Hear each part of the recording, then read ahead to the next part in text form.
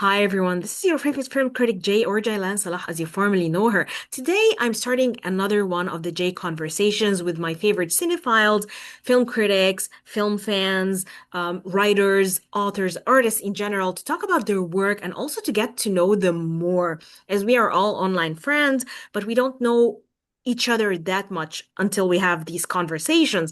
And I'm with one of my favorite people online, Dan B. Fierce, a multi-genre short story author who loves humor and horror. He has over 20 years of experience writing stand-up and sketch comedy, over 10 years of competitive creative writing in online forums.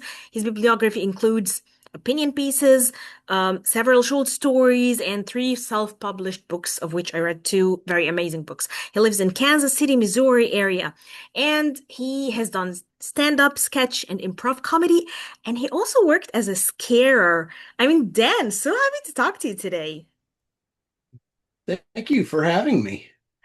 What I want to ask you is, you're a writer, you're so versed in the writing world, but you're also with us in the cinephile community. Which comes first to you, cinema or writing, books or movies or both? Well, they're both equal in my eyes, but of course I'm going to lean towards the writing because that's where my wheelhouse is. Okay, so as a writer, when did you first start writing your first story or poem or whatever? And at what age were you? Oh, I wrote ever since school, ever since middle school and high school. I loved creative writing classes and stuff like that. Uh, and of course, that's where I got introduced to short story authors like Edgar Allan Poe, Stephen King, Shelley. Mary Shelley? Oh, I can't think of her name. Yeah, Mary Mary Shelley. Mary Shelley, Yes. yes. She wrote Frankenstein. Mm-hmm. And Shel Silverstein. Mm. That's a lot of where the humor comes in because a lot of her stuff was funny and a little scary at times. Sorry. Yeah. So, do you think the relationship But between I, ho I yeah, sure, continue. Yeah, of course. oh I was gonna say I wrote off and on throughout my life, and I never really did it for pay, which is basically what being an author is writing for pay. Yeah, of course. And that wasn't until I didn't really take that up until I was about 45. So it hasn't been that long ago. Wow. Okay, so why did you continue writing even though it was not a source of an income to you? I just enjoyed it. I really liked it. Uh, I would write my comedy, and I would write that constantly. Yeah, even even when I was on dates or at work or anything like that, I would be writing something. So you would be writing during dates. That's something that I used to do, and I thought no one did it except me. But usually it was poetry. Like sometimes the date inspired me, my date inspired me, or something that happened, or sometimes it was so boring and I wanted to get out of it, so I just wrote a poem. I never thought, what would Yeah. you write during a date? And was it the good ones or the bad ones? It was honestly, it was mostly when I was preparing for shows or something like that. My husband has a story that he loves telling people because our first date was at a restaurant called Perkins, Wow. and we were gonna eat there, and I had a show that night, so I was working on the set list, the order of jokes that I was going to do for that night. And I guess I wasn't paying him the attention I should have been. So he thought I wasn't interested in him, and I was very much so, but I was preoccupied. So I invited him to come see my show, and he did, and we had a second chance at a first date and went from there. The rest is history. I mean, your love story and your relationship story is something that I'm really in awe of because of the longevity, which is something I've never had in my life. So I will definitely get back to this later. But what I want to ask you is, when you write for comedy and when you do improv comedy, how do you summon the courage or the energy to just do comedy sketches in front of people? Well, it definitely takes courage, that's for sure. Speaking in front of anybody, any group of people is a very courageous act, whether you're doing it for a speech, a presentation, whatever. Um, when I first started doing comedy of any kind, I was in a sketch troupe. So I could basically just put on a mask, the mask of the character, and be somebody else for a minute. And that sort of taught me that when I got up on stage, I just need to put on a mask. And that's exactly how I treated it throughout my comedy career. So first it was an actual mask and then a metaphorical mask of a persona that you put on stage. And that's what protects you, protects the real Dan. Yes, Wow. I'm totally different off stage than I am on stage. Ah, that's interesting. I wish I could see you on stage to spot the difference now that we talked. All of my stand-up comedy that has been taped is all on VHS. I need to get them converted. You need to get him online. So true. Okay, so did the masks protect you when you were working at a local haunted house and where you met your actual, like some of your best friends, but the idea of scaring people, were you like part of the scares or were you just ushering people? Like, I want to know your work there because I talked to, by the way, a lot of scarers before. It's my favorite like job category to interview. That that that job always ended up being more fun than it was work. I almost would have been willing to do it for free. It was so much fun. Wow. But yeah, I'd have to say that masks and makeup also kind of ease that along a little bit. Hmm. So you just Uh, okay, so you because were I didn't wear yeah. I want to know, yeah, like were you part of the scaring crew or were you just, part of the ensemble? What did you do? I was mostly I was mostly a scare actor. Yeah, I Wow. when I first started at the Beast Haunted Mm. House here in Kansas City, I worked there for 7 seasons. And the first season, I was put in a room, and I had an old skeleton outfit Ooh. that I wore with a cloth skull uh, mask that I would wear. And I just made the best of it. I would hold poses until people came by, and then I'd spring to life and scare them that way, or I'd find some place to hide and pop up and scare them. Then I eventually I became the jester in the Ooh. in the castle, and that was a lot of fun because then I'd just I'd paint up my face a different design every day in black and white, and I could just literally bounce off the walls and scare people. I got so good at it that I could pick someone who is scared of clowns and jesters out of a Wow. crowd. Oh my God. This is amazing. Wow. Wow.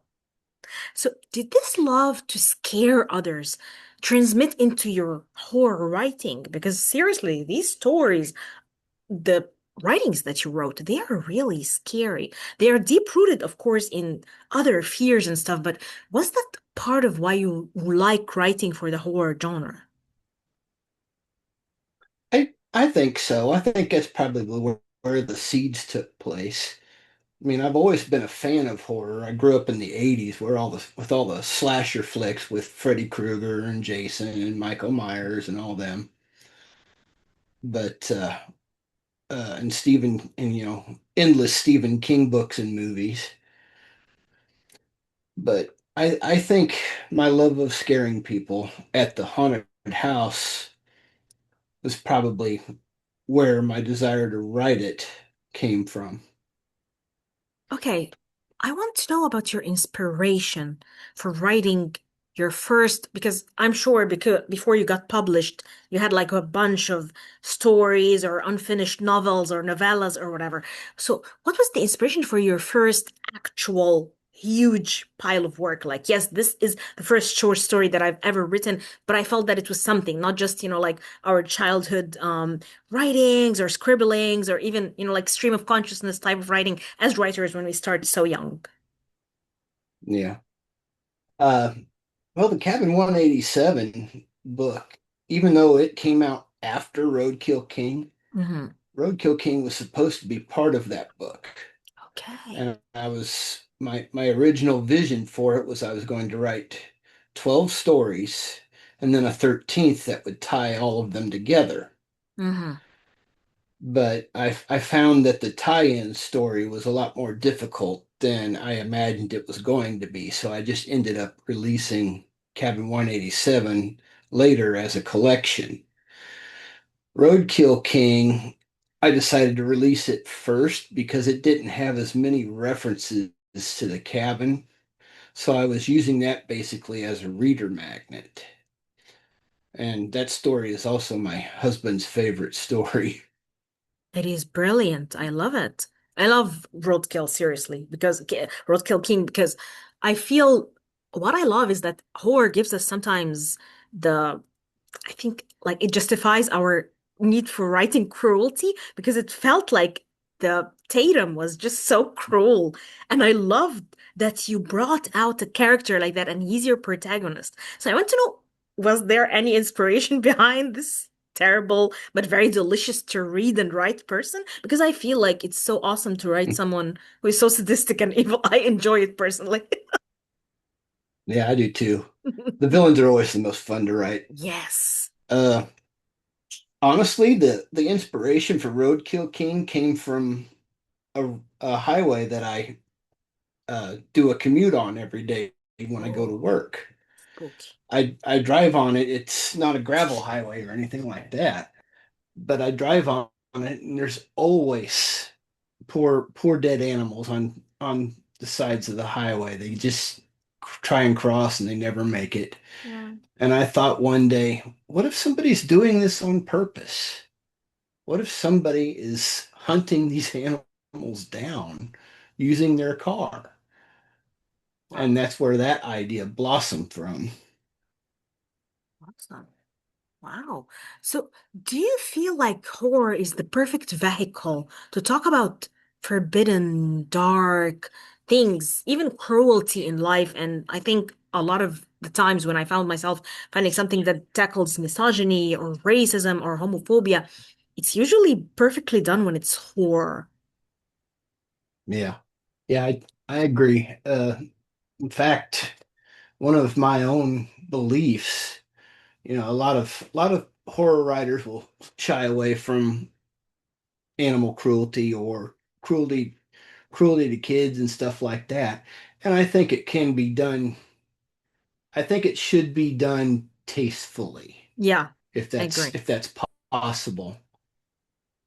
But yeah, I think shying away from it and safeguarding kids and animals as if they're immune to life's evils Yeah. or even a source of life's evils is naive.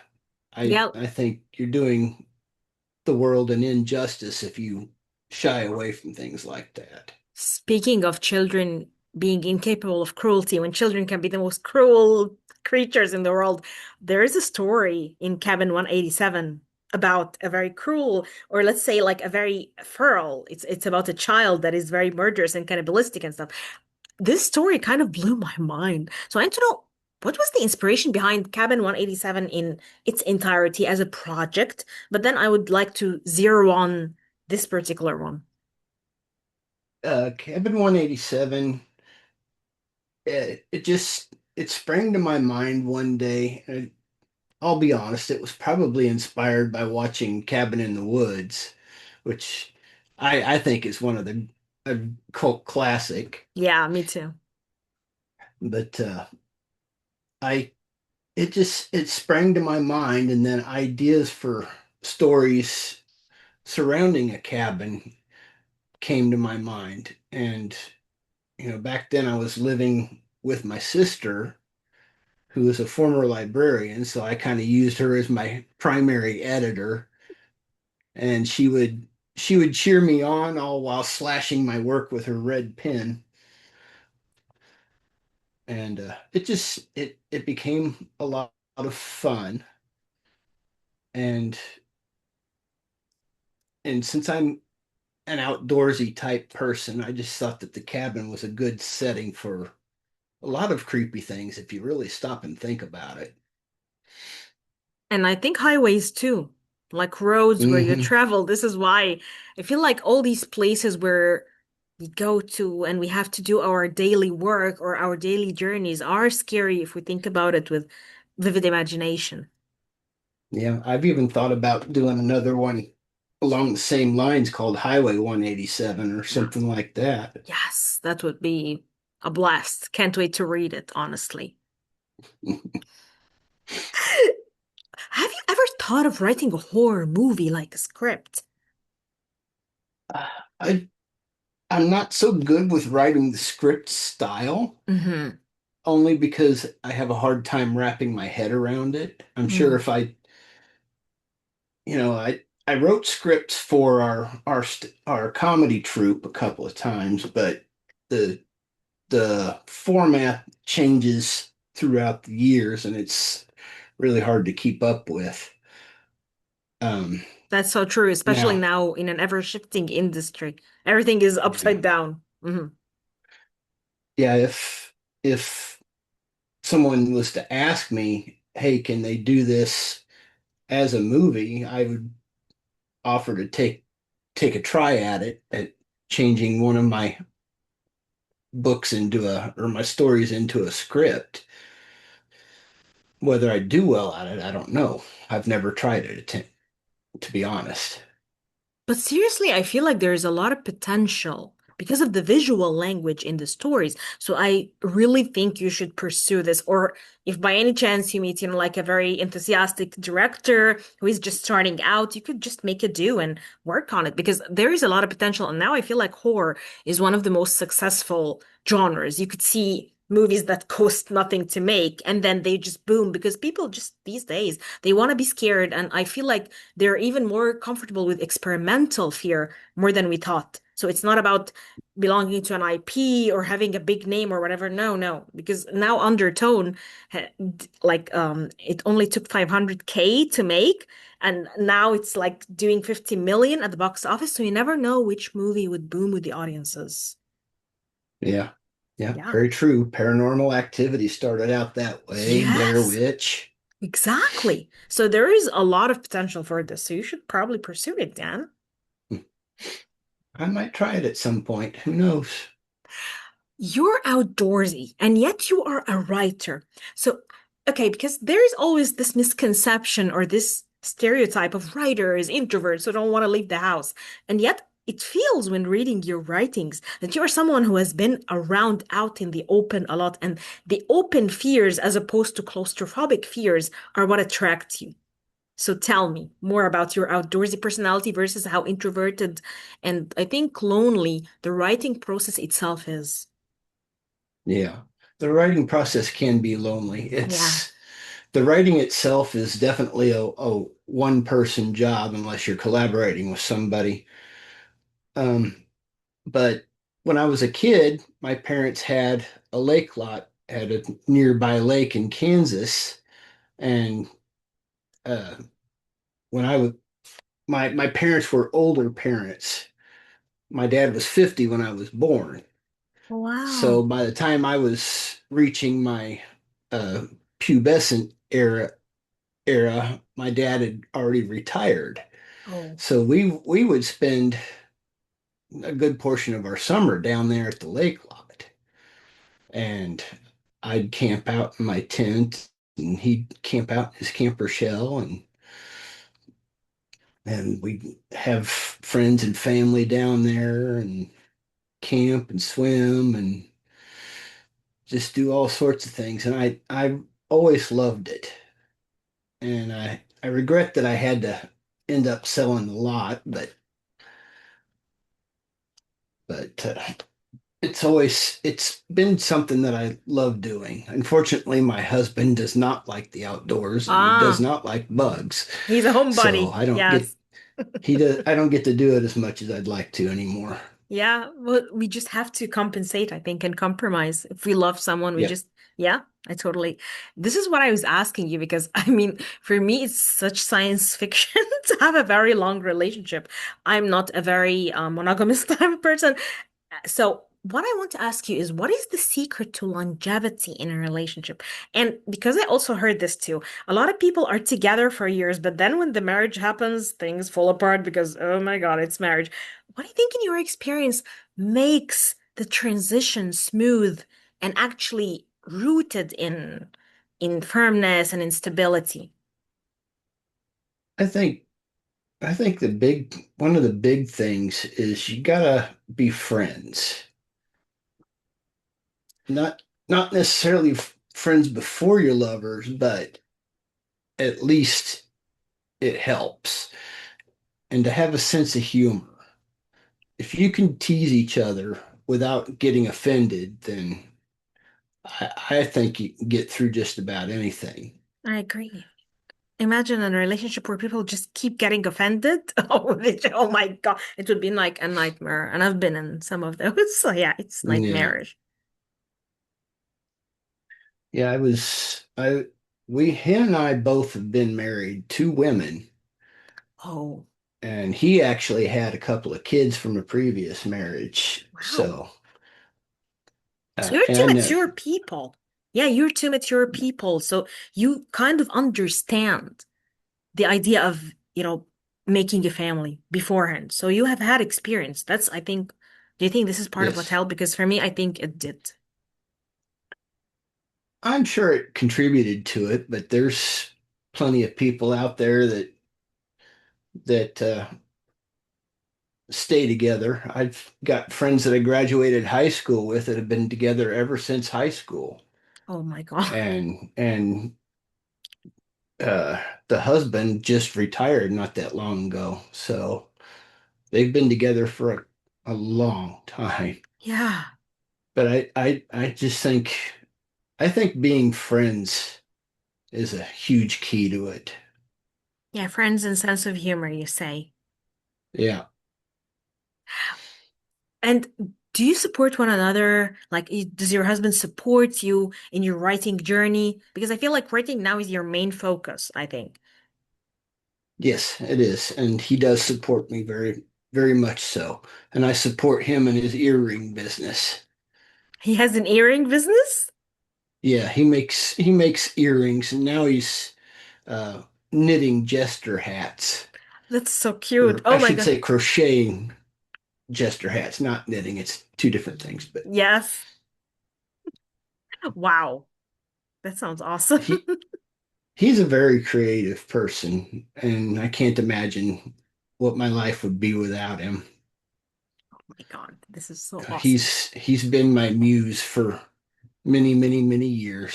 So when you write your protagonist, do you imagine him in different forms, in different realms? Because I'm always like that. I use the people I love as subjects of my writings all the time. Yeah, in fact, when I was doing the competitive forum writing, Yeah. I was writing a character named Dan Fierce, which is where I stole my pen name from. And I based Dan Fierce character pretty much off of Brian's personality. Wow. Oh, it's so cool. Oh my God. Okay, I want to ask you about writing for the forum because it was something very interesting. You did competitive short story writing in something called eFeds, fan fiction for wrestling fans. Each week, characters would be assigned a match, and whoever wrote the best story would win their match. I want to know more because wrestling, Dan, you are all over the genres. I want to know more about this now. Uh, eFeds was just basically a hobby, and my friend and you know him too as well, Dean Dean, from yes. from Family Plot. Of course, I know Dean. He Hey, Dean. he got me into e-fedding. God, I want to say when I was 26. My God, Sounds that's about right. a long time ago. I feel it. Yeah. And I started off with a character named Lunatic, Hmm. and he was basically a superhero with electrical powers, and he was also a wrestler. So that's how that's the character that I started off with. Then came Dan Fierce, and then came Nathan Sanity, and then I brought in Joey the handyman uh, yeah, Joey the handyman handy. And I would just throughout the time that I did this, I would just they would assign us matches like it would be Dean's character against my character for a regular match or for a title match or something like that.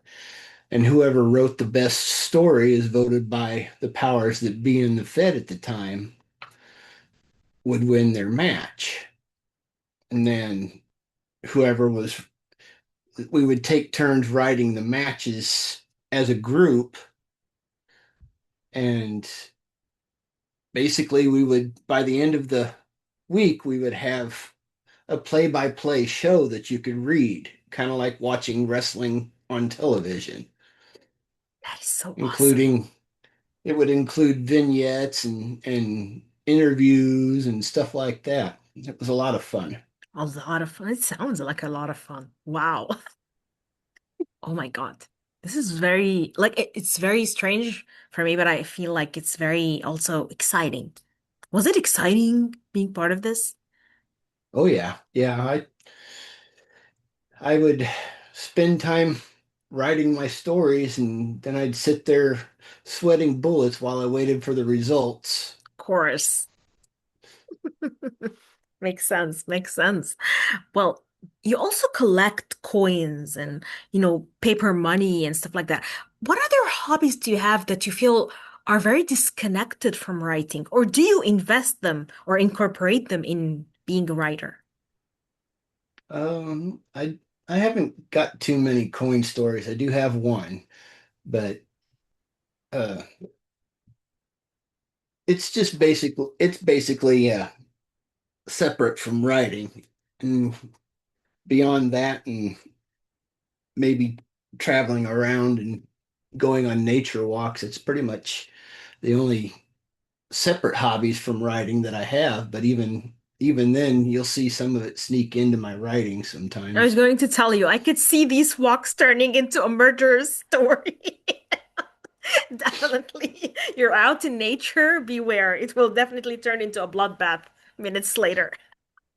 Yeah. So, what is next for Dan? What are you writing next, working on next? Right now, I'm concentrating a lot on the male romance genre. Wow, I'm uh, I'm not switching genres. I'm just expanding. of course. Um, I I was doing a lot of local author gigs, and a lot of them are romance writers, mostly women. In fact, I'd say 90% of them are women. Yeah, And I was looking around, and I noticed a hole that there's not a lot of male romance out there, that's true. even though there is a big audience for it right now. Of course. I mean, look at Heated Rivalry and look at what it's doing. I feel like, and Hmm. I think there was Heartstoppers too. I think this was based on a Yep. novel. So definitely you should. Okay, will there be any murderous side plots or no? It will be just pure love. The one I'm working on, the one I just worked finished up this morning that had me distracted and made me late for our interview was just a simple office romance. Oh, wow. But the one that I'm gonna be starting after this one's turned in, because it's for an anthology, the next project I have is going to be a novel length one called Bloodlust, Oh, and it's going to be a vampire falling familial in love with romance. an incubus. Yep. Oh my God. Okay, I can't wait to read this because it sounds like it's going to be blowing off the roof. Can't wait to read And it. there will obviously be horror themes involved, but there's the romance is also going to be front and center. Oh, so do you go for a romance that is like more romantic, like cheek to cheek kind of thing, or do you go for the lustful, carnal erotica? I do a little bit of both, honestly. Just depends on my mood. Mm, Um, I read it in spurts, and I produce it in spurts in the same way. in the same way. The same way. That's so cool. Dan, also what I love about you, especially on, like Twitter and on these forums and stuff like that, is I feel like you participate in community sharing and stuff like that. I feel like the sense of community is what makes writers and creatives collaborate and unite and maybe be more creative even. So I want to know, like, have you always had a knack for, like helping others and, just sharing the love and sharing the friendship and stuff? I think a lot of that stems from both my comedy career and the e-fedding because we as an e-fed we were a pretty tight-knit community and we would help each other out quite a bit. We'd chat on chat programs or whatever or talk on the forums. Uh, and as a comedian, one of the things that I was always brought up as a budding comedian was to help others out. We'd run our jokes by each other and say, it'd be better if you did it this way, or if you said it this way, or if you shortened it this way. So I think community is important, and the horror community is pretty damn rock solid, if you don't mind me saying. Yeah. Yeah, I haven't dived too much into the romance community just yet beyond the local one here in Kansas City, but from what I've seen, everybody's very supportive. that's so good too. That's good to hear. Yeah. So, okay, now that I know what you're working on next, now that I know what you're planning and what you're doing, do you have any like favorite movie that is coming up? Because we're basically like a cinephile community too on Twitter. Do you have a movie that you're just looking forward to? Maybe any season two of whatever TV series or anything that is coming up that is exciting you? Oh yeah, drawing a blank now, but we really Brian and I both really got into Okay, the the TV Wednesday series. Addams one. So Yes. I'm anxious to see where they go with that if they bring it back. Um, Heated Rivalry is supposed to be coming back Can't wait. with the Oh my second God. season. Um, Finishing up Heartbreaker, and from what I read online, they're going to end the series with two full-length episodes, Wow. like movie-length episodes. Hmm. From what I understand, I don't know if that's still true or not because it changes day by day. Yeah. Um, as far as horrors go, I've been seeing rumors of Jim Carrey playing Freddy Krueger. I don't know how true they are. Oh my God, but I haven't heard this. That would be excellent. that would be amazing to see because of his expressiveness in his face and stuff. Um, I'm trying to think of what other movies are coming out. I've been tending to gravitate more towards a lot of independent Yeah, movies or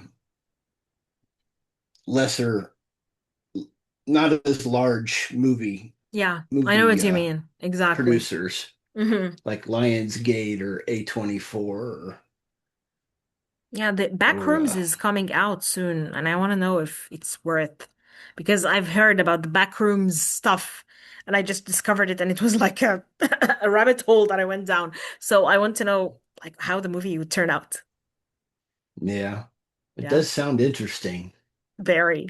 That's true. That's true. Yeah.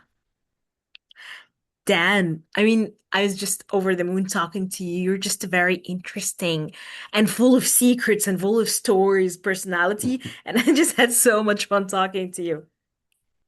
Well, I appreciate it. It's been a lot of fun talking to you. This has been a wonderful interview. I've enjoyed it. Thank you so much. Thank you so much. Happy to have you back when you've written your romances because I want to read them and talk to you about them. Okay, Yeah, definitely. I have to. And send my love to Brian too. I definitely will. Yes. Thank you. Thank you so much. Thank you.